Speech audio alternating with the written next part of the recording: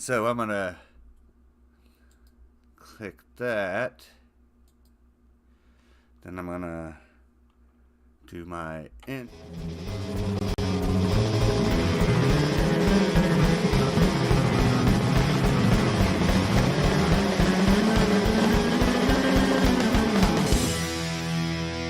should be live on the internet, guys. What's up? Hello. Welcome to Billy Bob's Sunday night live stream. This is my third one. We got some awesome guests jumping in today. We'll go around and introduce ourselves. I'm Billy Bob. Obviously, I just said so. And I warned you, I am going to be a little bit awkward because we're live and I'm a little nervous. You good? But we're gonna jump over Chris. Yeah, I'm Chris from Big Brother and Wildcard. Yeah, we got cool songs for you tonight. Andy. I'm Andrew or Andy from Flying Raccoon Suit and Joystick, some ska bands down south who love the Blue Meanies a whole lot, by the way. Oh, Yeah. Just had to throw that in there. Chaz. Even though it's... well, I'm Chaz from Blue Meanies and Bitchy, Chicago, Illinois. Happy to be here. Word. Before we get into the music we chose, I should actually spit out the premise of this show because a lot of people jump in not even knowing what's going on. So the premise is that all of us are bringing a song for us to listen to the table, right? We're going to discuss why we chose said song, we're going to jam the song, and then we're going to discuss the merits of the song we listen to. And if we have a well-behaved live stream chat, I'll actually let you guys pick out a song yourselves, as long as you don't go on and on about the Misfits like the last dude. Hold on here for a second, guys. Does anyone have some new projects or something coming out that they would like to plug whilst I am over here fiddling with stuff? If anyone's down south, Flying Raccoon Suit plays Fest next month in Gainesville. So Oh, that's awesome. that's the main thing we got. That's badass. Yeah, it'll be That's good. something I've always wanted to do. I've heard it's fantastic. Yeah, it's like a big punk rock Christmas. It's on Halloween weekend every year, and yeah, it's like a much better version of South by Southwest. So I really Cool. love that each year. Yeah. Word. So, we already have people jumping up in the chat. We got No Funeral and Curly up in there. What's up, Curly? Hey Curly, I love you. No Funeral says, one of these days I'm going to make it to Fest. No Funeral is in an amazing band called Epic 18. By the way, we played with in Yuma, Arizona, like right on the border. It was awesome. Yeah, the first live stream we actually played an Epic 18 song as the group, the chat pick song, and it was quite phenomenal. I really dug it. Right. Hell yeah. So everyone should check that band out. Epic 18. Right? So let's get into some music. The first song I'm going to pick, I picked the first song because it's my show, and that's the way this is going to go down. Some of you guys might have heard this song. It's a really, really old song. It came out 30 years ago in 1984. Wait. 40 years ago. Damn, I'm old. Hold on a second. It came out 40 I years just have ago. to ask, who was actually born in 1984? Nice. So, it came out in 1984. It's a band called Cardiacs, right? I chose the Cardiacs because I freaking love this band. They're like an amalgamation of like punk, prog, and like just all this beautiful stuff. Like if you could take like some punk rock, slam some Oingo Boingo in it, and then throw in a Frank Zappa solo, that would be some freaking Cardiacs, right? And I picked a song off their first demo because, I mean, they're not their first demo. It's actually their third demo, but it's the first, like, I don't know, majorly distributed album that they put out. Because, I don't know, it's so raw and beautiful, and it has polymetric stuff that's just, well, I really thoroughly appreciate it. So let's see how we're gonna do this here. We're gonna start share screen. Bladow. Share sound. I'm gonna go with that. It should pop you guys up over here. Yeah, there we go. Oh, No Funeral says thanks for the love. Here's the group chat. There we go. Okay, you guys seeing it now? You guys seeing it? That's it. Oh, I don't got the top of this screen. There we go. The song, like I said, is off the 1984 album Seaside. It's the 9th track. It's called Hope Day. And it has a really long, drawn-out intro that's obnoxious. Is the sound coming through for you guys? Yep.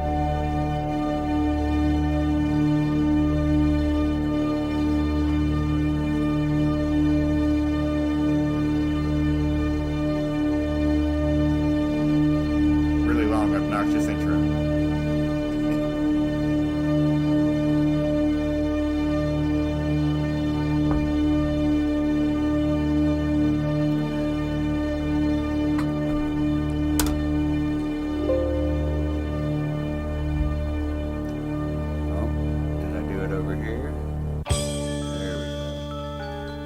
Inception.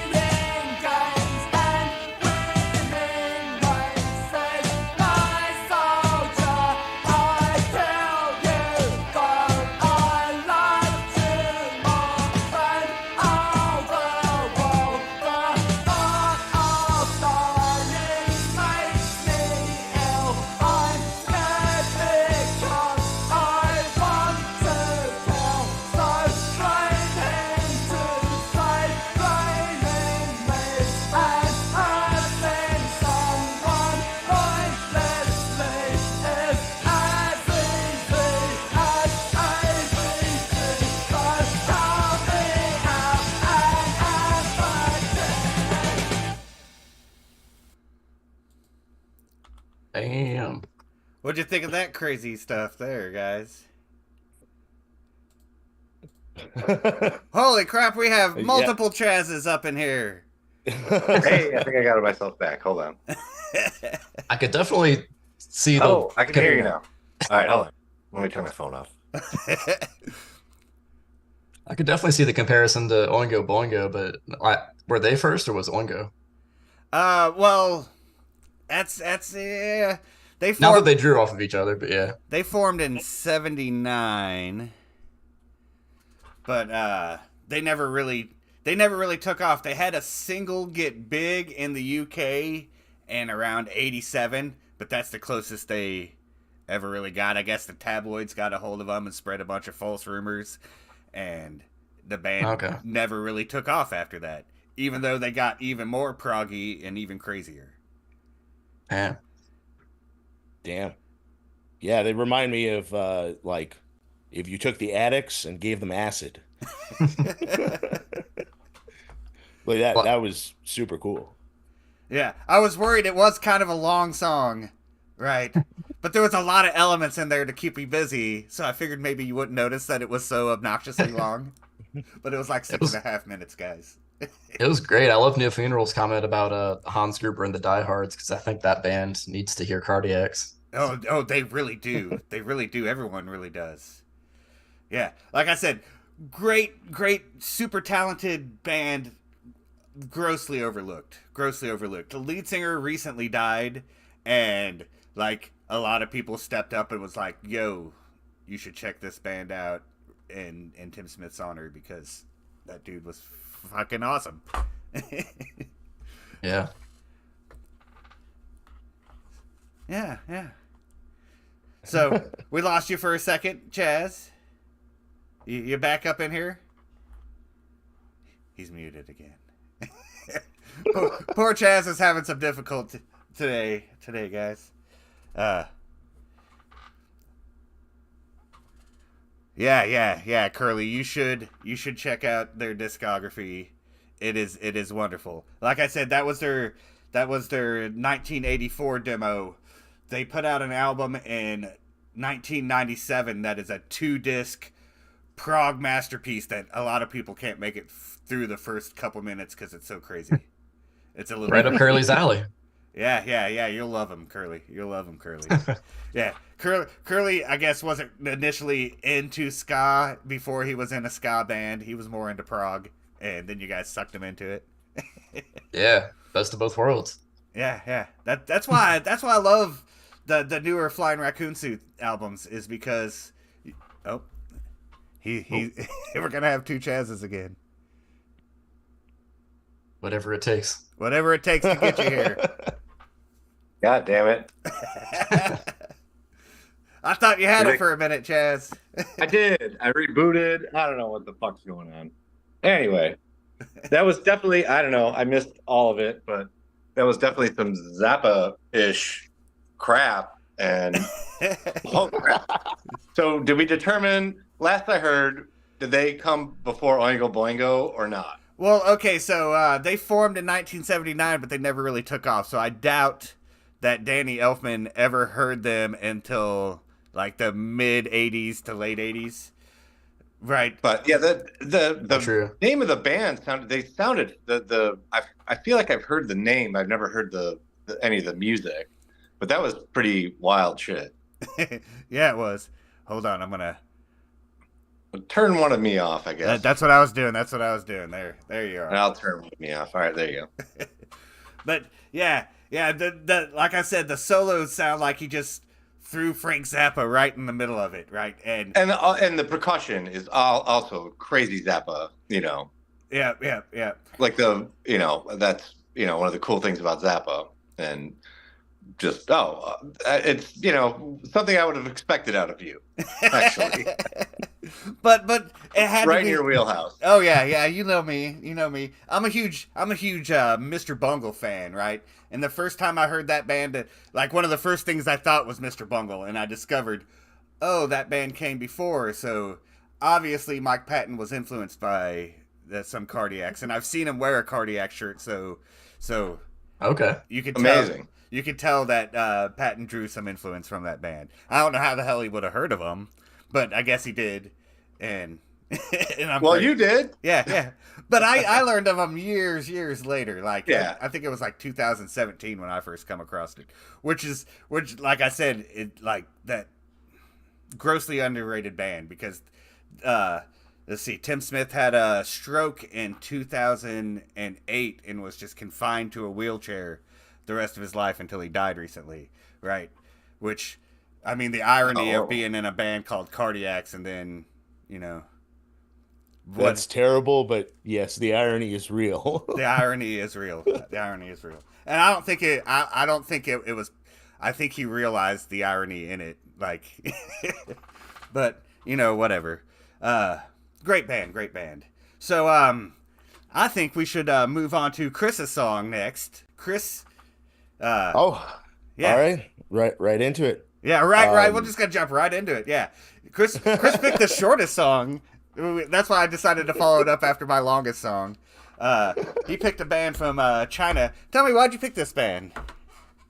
I'm just a really big fan of Fencing Salfi, which my pitch accent for pronouncing their name is terrible, but it's also just interesting because a band like Fencing Salfi talking about DIY punk and stuff in China is extremely rare due to censorship. So when you start like deep diving this punk band, it's like an onion of just being like, all right, so what does their name mean? Because I don't speak Chinese and I have to go through it. It's like Criminal Thought. Did their album ever get pressed in China itself? Doesn't look like it. And the stuff they're talking about is definitely not like politically sound in their environment. So in itself, it's like a real act of rebellion against governmental authority to have a punk band like Criminal Thought out of Beijing of all places. And you're like, because when you start deep diving Chinese stuff, it's a lot of pop punk stuff and like a lot softer. Or you get like Demerit, which is almost like their version of a punkcore band, like the Casualties. But even they're censored. There's a whole documentary going through like their album and how it had to go back to the presses multiple times because the local government didn't like the lyrics. So no manufacturing for you locally. Yeah, yeah. And they really don't have very much out there. Their first album was titled Criminal Minds, released 2006. Then they did a whole series of splits with several bands, and then finally, just in 2014, released a discography album with the album and all the splits crammed onto one disc. And nothing. They haven't released anything since then. So I don't know if they're still an active band. But So as far their guitarist ended up starting a power violence band called Struggle Sessions. So that's been the primary like band after that. But there's just like I say, there's like the onion to it of like their lead singer because of the one child policy is actually an illegal third child. So he costs money and like he's very vocal about that in a couple of like interviews that he talks about how he's just not supposed to be here. So punk rock is what he finds. And it's a very different take to know that this is like the underground, like this music will get you in trouble somewhere in Asia, right? You're like, okay. so us playing it on here might unintentionally get them in even more trouble. Uh, I'm meaning, I guess an interesting one is we're doing the live stream and locally here in Toronto, there's a radio show called EXD, and they have an ongoing series with the guitarist, like narrating his time in China and the different Asian punk scenes of like what's going on in the hardcore world and what exists there. Because I feel like it's a little bit easier. At one point, like punk was really difficult to book a show, at least when I was growing up before the massive information age. Like you had to rent a Legion, you had to find an unwitting bar that was like, so what do you play? Well, I play reggae music. It isn't like I'm just gonna have a bunch of punk ska bands come in here and we're gonna have a circle pit. Well, we lie to the venue owners in order to get the show, or somebody has to hold the show in their backyard. And now at least in the environment I'm in Toronto, there is like a show every 3 days. Like which is fantastic. It's just extreme wallet fatigue for being like, but I want to do that. I don't want to go to work. I want to go to this show. And there's this other show. Whereas, like, I'm assuming a fencing Salfi show was like once every 6 months in some dingy basement. At least from what I can see, there wasn't a lot of show footage like you see after a band that have been playing, and especially during the cell phone era, that you have videos. It just doesn't exist. But they're wild. I'll give it. Word. You want to put on DIY? Yeah. A song that's actually in 3 languages? Yeah. Let's jump into this. Okay, so like I said, whole series of clicking actions I have to do here to get into this. It's all awkward, and I will figure out how to fast line it. Some day. Minimize this shit, and we should be. Let me check my OBS and make sure I did that shit right. Yes.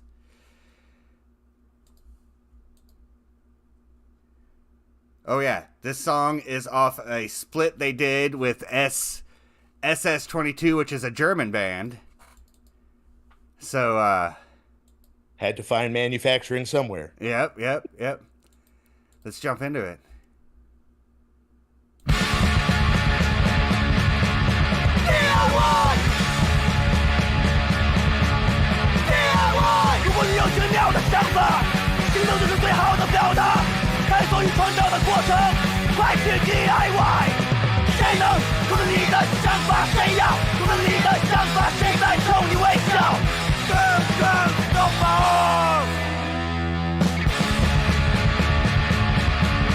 DIY， 智慧之门就在你面前，钥匙就在你手里，没有人会为你将它打开，只有 DIY。谁能控制你的想法？谁要控制你的想法？谁在冲你微笑？更都跑。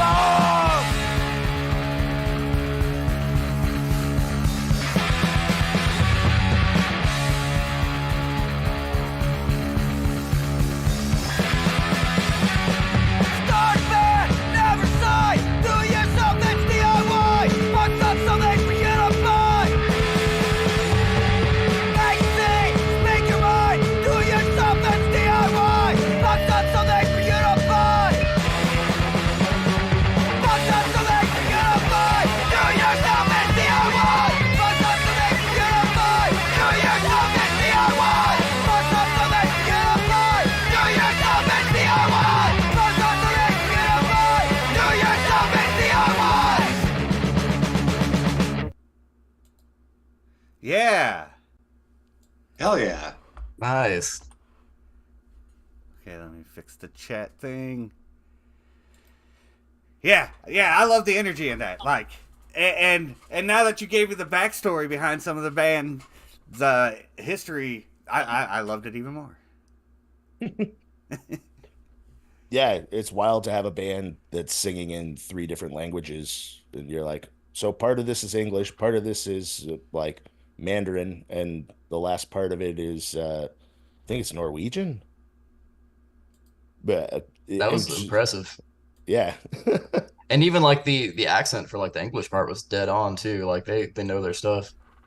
Yeah, and just and how difficult it must be for them to just create in, I don't know, in probably in a culture that's not very conducive to creating punk rock music like that. You know, they got it down. It's fantastic, you know. Absolutely. Yeah. My buddy Matt just jumped on the group chat, and he really dug that. He says he's gonna have to listen to a lot more of it.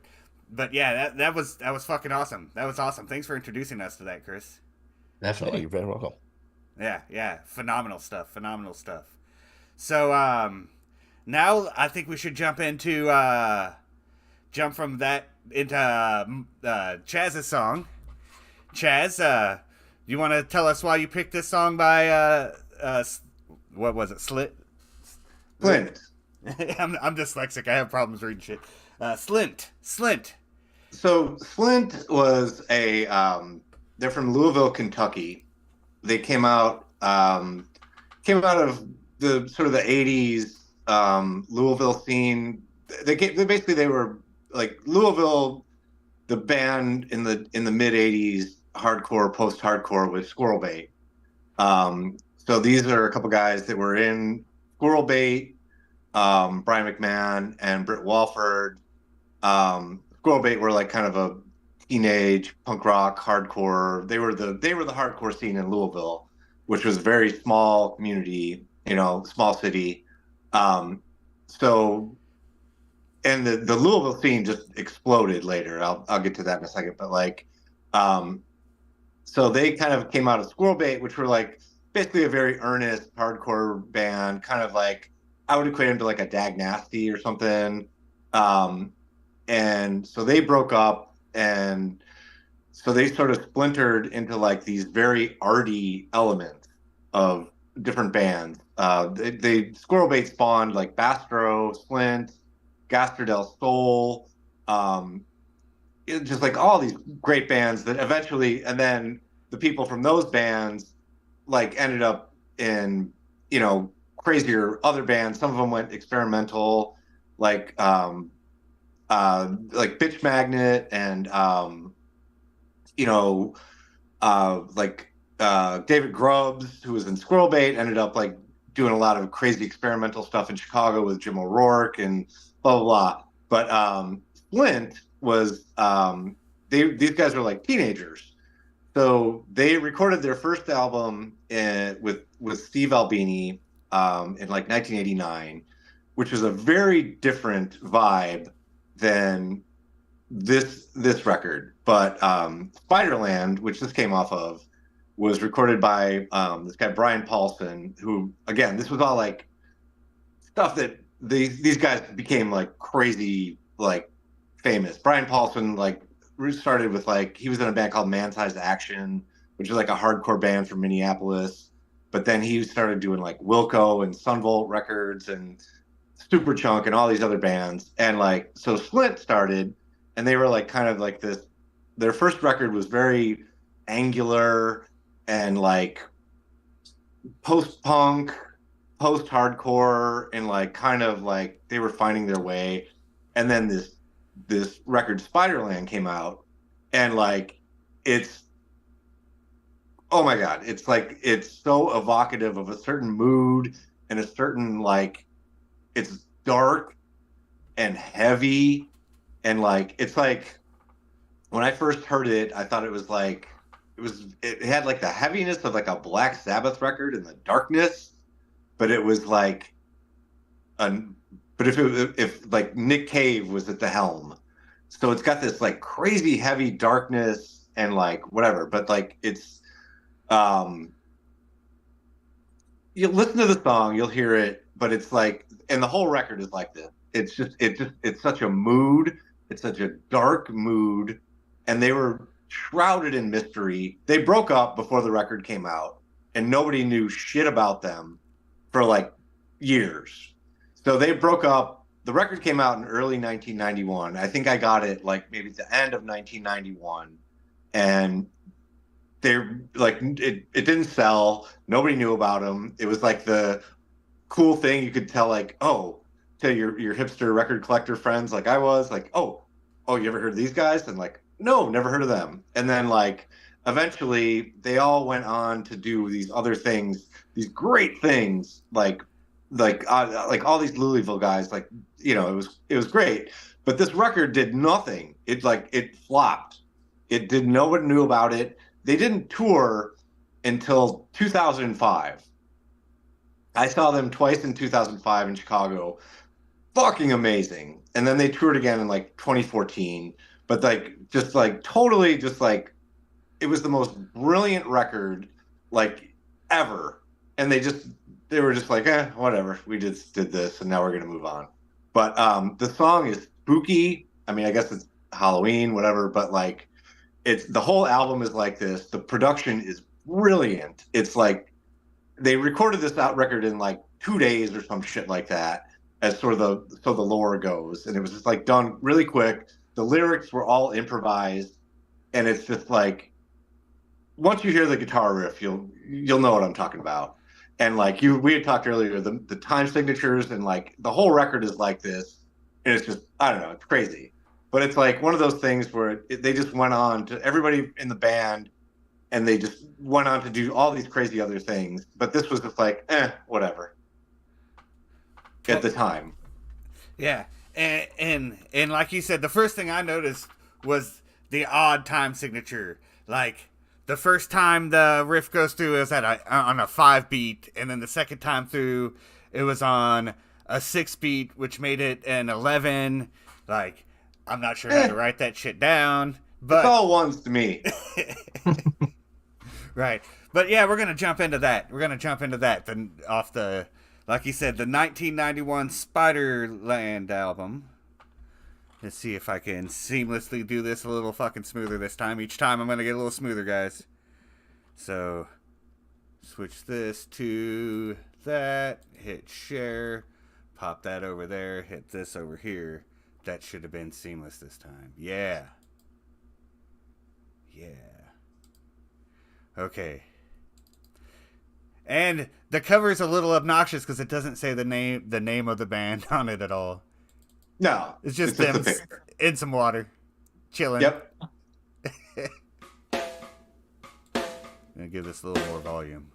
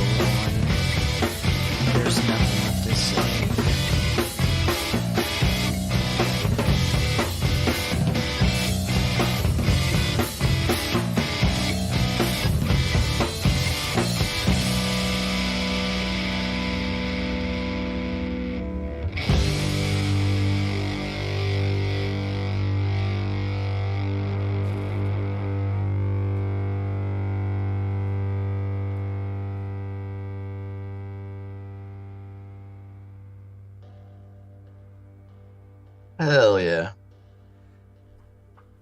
Okay, so there are several features of that song that I really fucking loved. The fact that the guitar riffs were super syncopated, but playing like one of them would be holding that dissonant note while the other one was jumping back and forth between the notes that would harmonize with that note.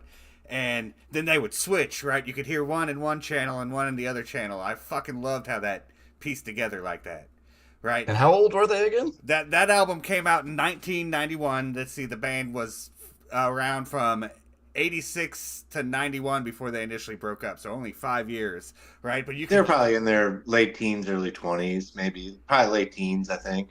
God, I'm not that good now. yeah, and you could hear how they like influenced other bands that came out. Like you can hear, like you could tell they had an influence on bands like Helmet, right? How that was Helmet doesn't stick to just like a straight 4/4 time signature. They write the music as they feel, and you could tell this band really did that a lot. Like, And the time signatures are all very fluid. Everything it doesn't feel choppy. It doesn't feel it just they're there, but it's very, like I said, very fluid and like, oh, okay. And the whole record is like that, and it's very dynamic and dark, and like every song is like that. But that riff is just killer. yeah, and they played off the dissonance. I love it when bands play off a dissonance, right? Like when you have those two notes that don't harmonize, but you throw them in there anyway, just to throw that uncomfortable wave at people. That wave of sound that just fucking, yeah, I love that shit. It's a hard line to walk, and I love when bands pull off something that's really dissonant and atonal, but still has a riff, like you were saying, that is catchy and like an earworm, because it's hard to do both. So I'm always impressed when bands do that. Yeah. What were your thoughts on it, Chris? I'm blown away for 91. Reminds me a lot of like No Means No, actually. So now I'm wondering whether or not No Means No got some Okay, love back and forth. They were I guess they were, probably, they were around at the same time, yeah. No Means No formed around 79, but they were really hitting their stride around 86. And No Means No and this band both get clumped into math rock, even though No Means No is a little more heavy, would be almost metal. I don't know. I don't know what No Means No is, but I see where Yeah, the comparison is. I see where the that's comparison. always the difficult one when like classifying that. I didn't know they were classified together. So that's like actually I guess that's like the aspect of being like the sound's original in Canada, the sound's original in the US. It's like they happened at the same time. I don't know. I always thought No Means No were kind of a beast unto themselves, you know. Oh yeah, the album Wrong blew me away the first time I heard that. That was my introduction to that band was Wrong, and it was so right. But yeah. Fucking that was some great stuff. Great stuff. Thanks for introducing us to that, Chaz. Hell yeah. Cool. Yeah. Andy said he's gonna throw that on his playlist up in the group chat. I like how you're participating in the group chat too. Honestly, all three of these songs, I've just queued them up on my Spotify. Like, all right, these are all new bands. I'm gonna listen to these tomorrow, digest it more. Yeah, and some like, and I like the fact that they aren't all new bands like Cardiacs and Oh yeah. Snits, sorry, Slint. I'm having problems saying that for some reason. Slint, right? They've been around forever.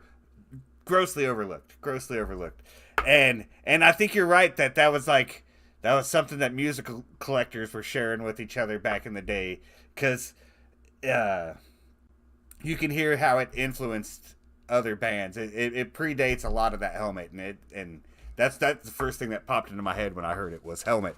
I was like, holy shit, Helmet ripped this band off. But yeah. So that was phenomenal. Now let's jump into Andy's song. Andy, tell us what you picked and why. So I picked Gatekeeper by the Best of the Worst, and ska, like famously splintered into a bunch of different directions. It's a real big umbrella. So the original stuff was just, dance music based around a beat. And it's splintered into things that go more jazz, things that go more punk, even more recently, things that lean on like hybridizing with electronic and hyperpop music. But around like DC specifically, yeah, around DC, like because of the whole hardcore scene that came out of that, like Fugazi and everything, you tended to see a lot of the ska punk bands up there go into ska core instead. So like Folly was a band that hit around 2000. It was a big influence for a lot of the next wave of ska bands. And the Best of the Worst showed up around a decade after them and took a lot of influence from Folly. And 2 years ago, they actually put out this split on Bad Time Records where Folly came back and did release a new song with them, which they were really excited about. But I love this song a lot. They go further in the ska direction, like with horn solos, which they typically never have in their music. They'll normally opt for a breakdown instead with like they do heavier breakdowns. There's three vocalists, like which I kind of like in comparison to FRS because they have a harsh vocalist, this like female vocalist just crushing it on the melodic line, and somebody that's kind of in the middle. But yeah, I love this band a lot. Yeah, yeah.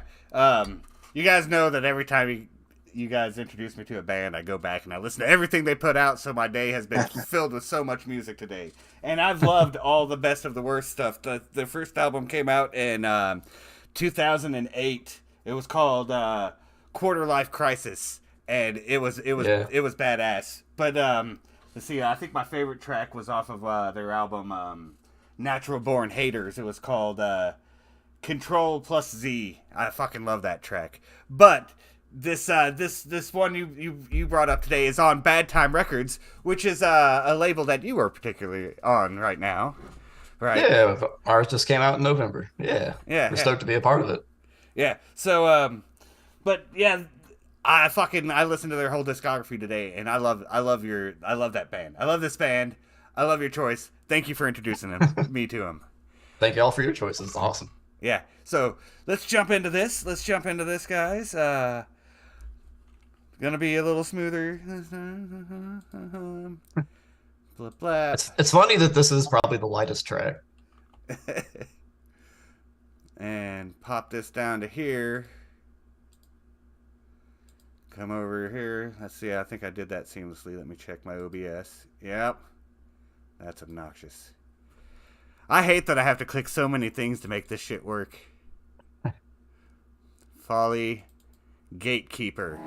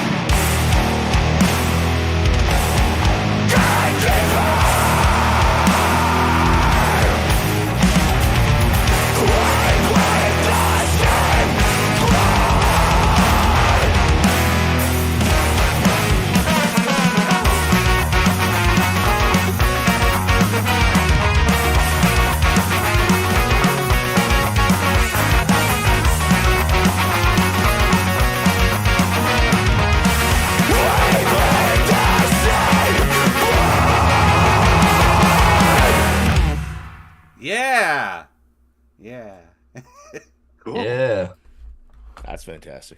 Definitely cool. I love that band. Oh yeah, and the drummer and a trombone player, like No Funeral said, are music teachers, and the drummer plays in a million like math rock bands, which explains a lot of his playing. Those Word. horn players. Yeah. Yeah. So, like I just said in the group chat, why are so many ska band members end up being teachers? Like, I understand that when the '90s there was a bunch of nerds around my school that loved ska, but is that really the case? Are we all just nerds if we like ska? Is that what's going on? Is it that the No, backup career we're of the not horn player? The backup player, like being a horn player, you're able to move over into jazz. Does that find you more solid financial, ground than just being the musician by yourself? Yeah, I think probably it's like everybody that knows how to play horns has been in band at some point. Like nobody is rarely motivated to pick it up like you would a guitar and then spend 8 years being really bad at trumpet before you're really good at it. So they probably come from that. I think it's a solid backup plan. If you're you learn your horn, your instrument, and then you teach. I think it's a great thing and logical progression. But yeah, But it's so hard But to I- book ska bands during school season. I do think Best of the Worst only plays during the summer. Yeah, Really? I recently tried oh, to that's amazing. I recently tried to book a ska band for that for a car show that we had here in town because they were wanting me to find bands, and I reached out to this local ska band that I used to jam with back in the day, and they're like, 4 of us are teachers, we can't do it during school season. So That's amazing. The thing I liked, I dug that. I like how I think there's definitely, I don't know if I want to sub genre ska yet again, but like I think there's definitely a ska punk and ska core are 2 different things, and that was like definitely ska core, where the core, like you could tell, like I feel like a band like I don't know, like to me like a Suicide Machines are more of a ska core band. oh yeah, Rather than a ska punk band. Maybe I'm wrong, but like it's like they had more like precision, like a hardcore band, rather than the looseness of a punk band, and that's really cool. I mean, I think there's maybe even like Voodoo Glow Skulls to an extent are like that, where they're like more hard. They like their influences are more hardcore, which are different than punk rock influences, although they're kind of the same, but. It's like maybe it's like picking splitting hairs, but like definitely like that was definitely more of a hardcore influence. word. Chris is in I a agree. ska core band. Big Brother, would you classify yourself as ska core? You guys are pretty Oh heavy. yeah, and I've listened to the Best of the Worst numerous times. Actually, I guess as I was like listening to this track, I was just remembering how earlier Andy mentioned Hans Gruber and the Diehards. I think they had like an Instagram thing where like it was just reels where they were just egging each other on about they're just the worst. They're the worst, right?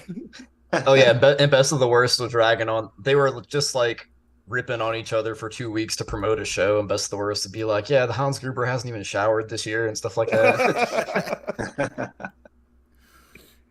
But yeah, there is definitely a total ska core, and you're right. It is it has splintered away from ska punk. I wanna throw out Blue Meanies was very progressive and ska. Like you guys had some ska core. Like it wasn't just punk rock influences up in there. There was a lot of shit going on there, but like no, I mean we did I mean some of us we did have hardcore. There were songs that were very hardcore, and there were songs that were more loose and more punk rock, but like I mean, the song we were all over the place. The So s- I can't really say that the song "Polka in the Eye" was pretty fucking hardcore. it was And polka. it was also it's also playful, and I don't know, but there's like I'm trying to think. Yeah, I guess it had some core. I mean, You know. when he's yelling, We used to call them "Poke in core the parts. eye!" Yeah, that shit's pretty hardcore. Man, Yeah. Smash the Magnavox. Like, we have horn players that are mostly just jazz shredders, and that's one of my go-to songs to be like, you can do this kind of stuff over like heavier and weirder music. Like the Smash the Magnavox riff is so insane. Oh, it Yeah, is. that's a thing. There, I mean, the person that wrote that riff, was kind of insane, and that's like it's still one of the most insane guitar riffs I've ever heard. And like we were like, what Yeah. the fuck The is fact that? the fact you have your trombone player is doing that riff for well, no, not trombone, trumpet and sax for Yeah. like what 4 or 8 bars just repeatedly. Like I Yeah. couldn't. That was a very, very, very technical thing, and like it took it was like again, that was like wow, that took a lot of work to get that, but but again, that was just like I don't know, it's just like those are all jazz guys, and that's where we came from, and that's like you have to have a discipline to be able to play that well. So there was in the band there was always half of us that were like punk rock guys and half of us that were like schooled jazz people. I was one of the punk rock guys, so it was just like trying to keep up, and like I would be writing riffs that were like I didn't know what time signature they were in, and I'd let them figure that out. But yeah, well, thank you for the compliment. But yeah, No, it's perfect. I love the half and half thing too. I feel that. it's very fun, and like the thing about like teachers not being able to tour during the school year, that's great. Oh, it's so sad though. It's sad. I mean, I do want to point out that No Funeral said that he was Big Brother's first subscriber on the YouTube. On the YouTube music, which I don't think I've ever promoted the music side of YouTube. That's how long, I guess we've had the channel up for like 11 years. So I thought YouTube music was you just upload the album with all the music on it, back in the day before they decided to iTunes themselves out. So that's cool. Word. So, now I guess we could move to the group chat participation. What song do you guys in the group chat want to hear? Let's see. It's mostly No Funeral and Curly up in there, and Andy. Matt might still be floating around in there. Pop up some songs. What you guys want to hear? And now they got to respond. Why should it be the Misfits? Oh, it better not be the fucking Misfits. And if it is, it has to be Can I Go Out and Kill Tonight? and I'm not playing it the Misfits version. I'm gonna pick up my guitar and play it for you guys myself because it'll just be better. Well, go ahead, let's hear it. I ain't really set up for all that, guys, yet. Maybe future episodes. Google Music, YouTube Music is the Google version of Spotify, is what No Funeral says. I actually use YouTube Music over Spotify. The concept being when you're not paying for it when you're poor, and I'm used to being poor. I'm an album guy, and I like to listen to my album in chronological order, the way the artist intended. But if you don't pay for Spotify, it'll randomize the track list on you, whilst YouTube just keeps it in order, just throws ads at you and makes you keep your screen open. So that's why I chose YouTube Music back in the day. I pay for it now because I have a YouTube channel. But let's see. Well, I like Apple Music. Not a lot of people do, but whatever. I've noticed that there was some things lacking on Apple Music that might have been fixed since then. But it was that way with a lot of different streams. It took some years for them to all start harmonizing with each other. Now, and Apple Music pays 1/100th of a cent more than all the other streaming services per stream. Go Apple. That's good. They can afford that with their. So my monthly royalty check is 4 cents more. Shit, yeah.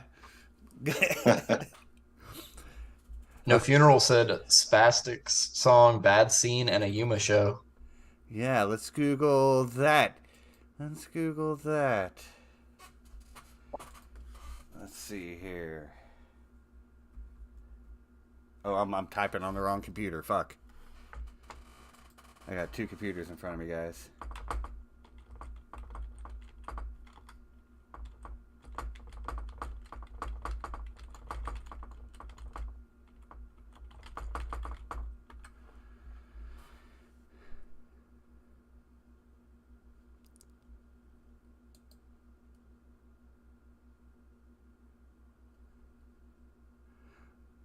Long, drawn out, awkward moment.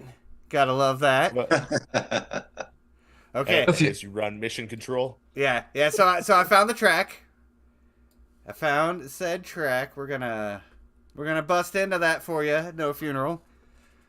Let's see here, because you're the only one that chimed in. Let me go back to this. Share this screen. Put plow. Now you guys should be seeing all sorts of shit going on here. We're going to jump into this. Only 25 views on this song. Nope. 25 views on the playlist. 300 views on the song. Oh, what did I just do there? That is not the album. That's a great album, though.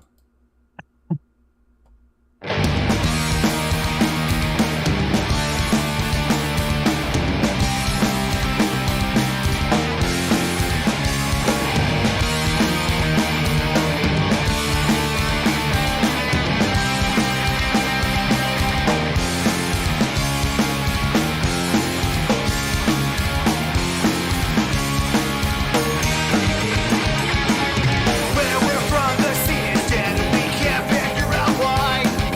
People are great and no one hates, we're all having a good time. But when we put on shows, it seems that things always end the same.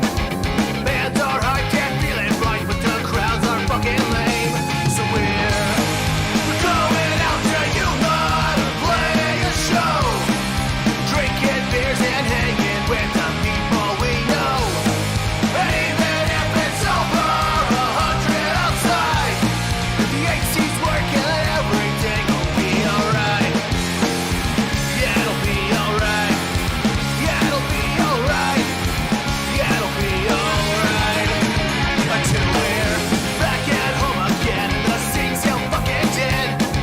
Got me wishing I was out at prison healing sin. 'Cause I'd rather be outside, risking my fucking health. When I'm down in my hometown, I just remind myself. Soon, we're going out to Yuma to play a show, drinking beers and hanging with the people we know. Even if it's over 100 outside, the AC's working and everything will be alright.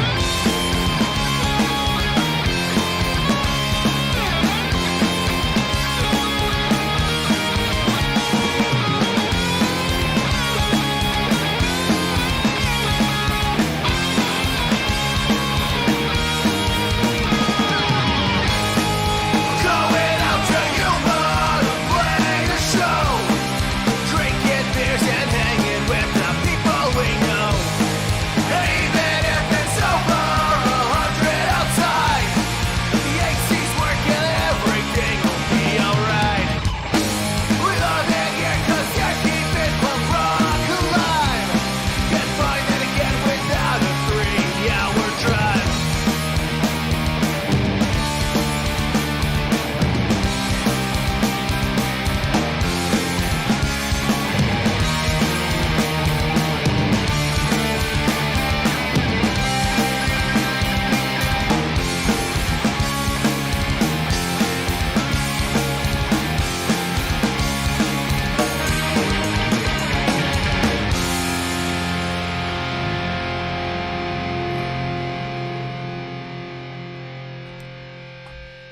Spastic. So that was you on the solo, No Funeral? Hell yeah. Nice.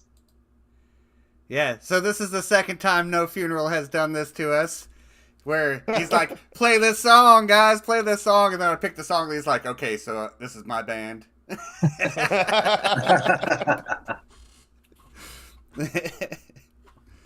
No Funeral plays every instrument, like guitar, bass, keys, horns. They've been like a pitch hitter horn player for bands online like K-Moy. They're nuts.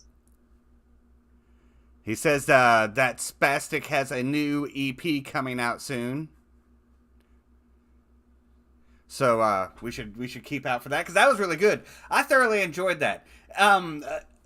If I would compare it, I would say your ska band's a little more.